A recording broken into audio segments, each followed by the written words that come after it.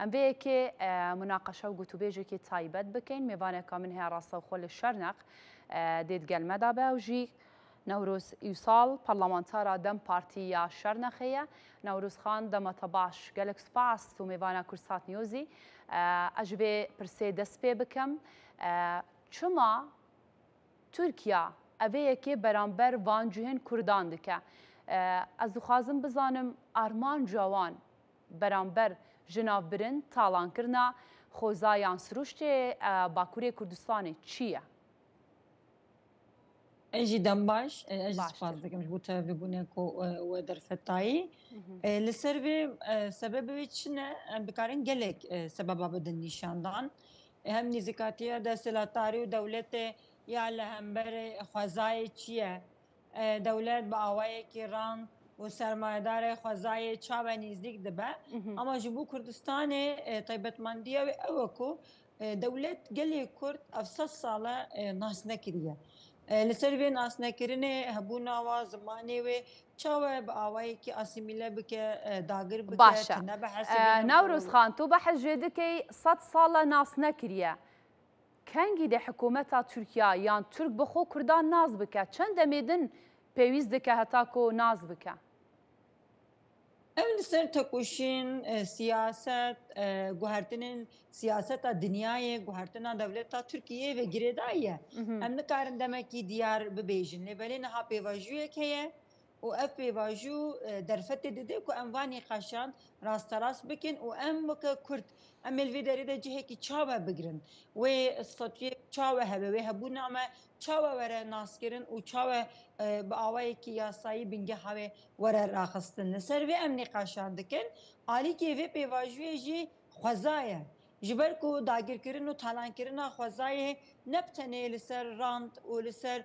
پولیتیکای نوریبالار و کپیتالیزمه بروواجی پولیتیکای طیبت لسر ناسنامه کرد بیرا کرد حافظه کرد لسر جیانا کردا لسر آبوریا کردا جبر کو طیبت مندی همو تشتاد پاریزه ابو کشرکی طیبت حتیه مشاندن حتی ایروجی و لسر وی شر طیبت قال لك ضرر مزن تالان کردن مزن لخوازای کردستان ده طیبتی لشرنخ ده چی باشه امتکارین بیجین اوا ترکیه دکه برانبر باجر و دورین کردان الباکوری کردستانی افجی جرا بیجین اگر شرک برانبری کردان دکه وصايا ونتنج بو قالي شرنخ انشر قالي باكور تنج دكه ام اوايكي نتوي بفكرن جبو حمو كردانه ام آوایی که مروایی بفکرن خوازایا هر مروایی هر کسیه و مسئله که نتوی مسئله که مروایی جی و طیبت مندی اما راست جبر کو گلی ما گلیش نقل داری دجی راست باندور جانا وادکه جهر دوری زیاده تر ما علاقه دردکه و ام باندور جدستینه باشه حتی نها برينا داران جناب برنا خوزا وان دوران بردامی هيا حتى هناك دار برينا جيوان اشتمني 100 سالان زيادة ترى ازو خازم به که بپرسم برينا وان داران جناب برنا خوزا سروشتي وان دوران حتى چه آلیه که حتى چه و باندوره که لسر سروشتو جنگه وان دوران دروز بکه باندور لسر دروز کریه حتى نها کو چند ساله بردامی هيا و نها جي هر بردامه 2015 دست بکر بتینه بیراوا دیسا پیواجوا آشتی هبو اوه دمه قلقول حتی ایشا کرن اوه دمه لجودی دست بکر داربرینا یکمین لچیای جودی و لیجیه هنک دورن آمده دست بکر بو اوه دمه حتی نها سری بسدم اولهیه اما نها بسدم راند و سرمایه و لگرینا پترول و معدانا ریچه دکن او واتشت داربرینه دومه تنه ام آلی که بفکرن بلکه امکان بیشن کو گلک جانا ما باندور ناکه لی آلی که و معدن کمر آلی که و پترول آلی که و باراش آلی که و داربرین قوا کتا همیه دست گردست اهدی مروف نکاره به جانا خواه به پیش روژه ده بکاره به بنویسن هم گرماهیا لشرناخ هم دارو دارستان لشرناخ هم دار گوزه بگیرن دار گهیجه بگیرن دار کزوانا بگیرن و جه همیا و شوندتر گل نکاره دبارا خوشی ویداره ده باشوان داران بو کی جان جهان دبن یەکێمین حتا نەهاجی بە ئاوایەکی فەرمی و حقوقی دەولەت وا داربەرینا ڤەدشێرە تمام دبێژێ بەێ کەرەمکە دبێژێک و وێ دەری وەکەک و گوندی تێ قبولکردن دەخۆیاکردن لێ بەلێ ڕاستی نەئەوە ئیهالە بەدەستی وەزارەتە کاری هوندر بەدەستی عسکەریە تێڤەکردن ئەو ئیهالە بەدەستی قوروجیە تێستاندن دارێ زۆرێ bi kutekî li gundiyê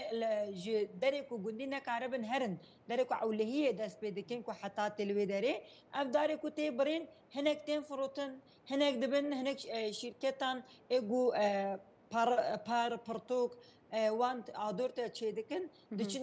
wan dara da didin firotin yanî kesê ku vî karî dike şîrketê ku vî karî dike li ser xwezaya me li ser dara me jiyana me ئەوەیەکی ئابووری زەنگیندێکی ئەمە خوازایە مەژی تالان دەکە بە دەستی دەولەتی ئاریکاریە دەولەتی باشە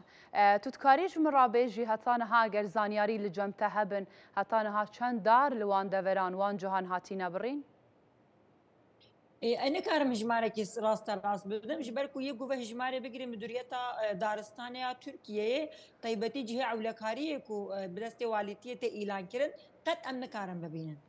derê ku medîtîn hatî rûtkirin em dikarê bêjin ku bi de hezaran dar hatine birîn belê li Cûdî li Gabar li Beşep بستا و نهال بر بسیر تیوه دچن آل و هر کدی چه ام مثلا داربرینه با آوایی کی سیستماتیک دخوازم بلا بکن گاوا کو برتکی گل زیده بو دبیجن سکنیه لحال بکی راستینه اول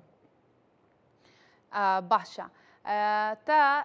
دوسێ جاران دناوا خفتناخۆ بە حەژێ پرۆسا ئاشتیە کرد من جیت خواست لەسەر پرۆسا ئاشتیە یان پێواژوە ئاشتیە ئەس بە حەژێ تشتێکێدن بکەم بڕینا ڤانداران ژناv birna ev siruştê ciwaniyê heyko li Bakurê Kurdistanê eger em behecê bikin lê aliyekê din jî pêvajoya aştiyê heye lê Tirkiye ku tê te behes kirin û kar li ser tê kirin civînên komîsyonê berdewamî hene ev yeke wê çû bandûrekê li ser pêvajoya aştiyê bike li aliyekê din jî ku talankirin û jinav birna xwezaya siruştê Kurdistanê jî heye li wê derê راست ام گریدایی دبینن اجبر کو خوازا جواکه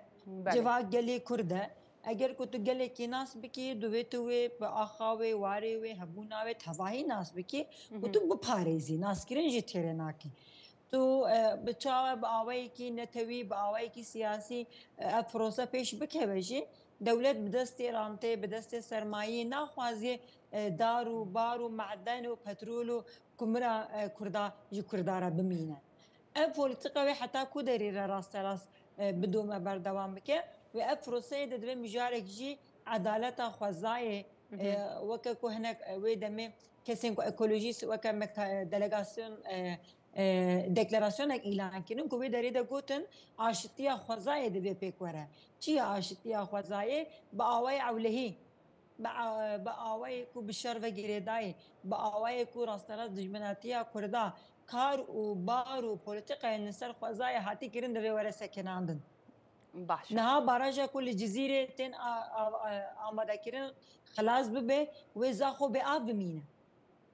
نه اب داره کتی برین او دی نبه تمامی شرنخ به گرماهی نکاره به بجی و گل گوند ولن واله کردن زدن هات نواله کردن و ایدی گوندی نکارن و گرن گوندی خو جماره بردسته هیا هتا نها چند گوند هات نواله کردن کو خلق تیدا ناجید با آوایی که فرمی 2013 و 15 پیواژویا چارەسەریە ده جبو گوندên شirnexî nêzî 300 gund hatibûn diyar kirin han hatine vale kirin yan jî bi destê walîtiyê weke qedexetê îlan kirin çûne hatin bi iznê ancak mümkün dibe ama niha gundê ku bi kumirê bi petrolê an jî bi darbirînê hatî tawrûmar kirin yan jî bi barajan em dikarî bêjin niha ku yê em dizanin çarde gund nemane îdî بله مدید دایکن آشتیه او داخواز کن افیه که بیت راوستاندن ری پیوان هبویه لشر نخه افیه که تراویه که دکه که ترکیه بیدنگ بی و پراوست برانبر تالان کرن و جناب برنا سروشت جوان باکوری کردستانی یان پیوسته کورت رابنه سرپی داخوازا هن تشتندن بکه یان تنه ریپیوانک بس بو وی چنده نا افزتا نه یکی مینه ام هنبری وی دنگ بله. درتیخن 2015 گاوا کنو دست پیکریش بو گله کرد پارتیا ما دایکی ما قضا پارس همو سر پیا بون 2018 گلک نوبتین جدا جدا هات بو کرن دمکی جهده هاتن گرتن عربین کو دار دبرن هاتن سکناندن 2021 مشادرش اجودی هاتا پیکانیم دولت گلک ایریشه که مزن بلکی بیراوه کسی که ما تماشا دکه ایریشه که گلک مزن سرگل کربو ام نوبت جی خپاتی کو ام دکن یک جوایه اما نایوی معنی داوی دبه بروای جوی زیادتر روزنامه مده جه بگیره و زیادتر سر و نقاش وره کرن داخواز وره زلال کرن و مها پیشیا مده مجداری داشی و هجماره کی زیاده جبو چاندنا داره کمپانیایی که پرمزن وره دست بکرین طایبتیش بو شر نخین بله باشا نوروز خان اگر گوتنه که تهبی جبو داویه تو باغ بی بریا شاشا ما خفتنه که بگهینی کرم بکه کرمدار بی سپاس دکم از دکارم بیجم کو مروفاهی چاوه هر یکه و سر خوازای حوقس اکتیویست و خپات تینه کرن پیمان ناو دولتی تینه امضا کرن دوی ام گلی کرج بزانن تالان کرنا خوازای ما مسئله کی نتویه بوی نزدیکاتی ام نزدیک ببن خدیل خوازای خو هبونا قدر کبن باشه قال لك سباس بو نوروس ويصال برلمانتار دم بارتي للشرنخي وهر للشرنخي يجي كو بايك راستا وخولي ودريد قال مدى ويقال لك سباس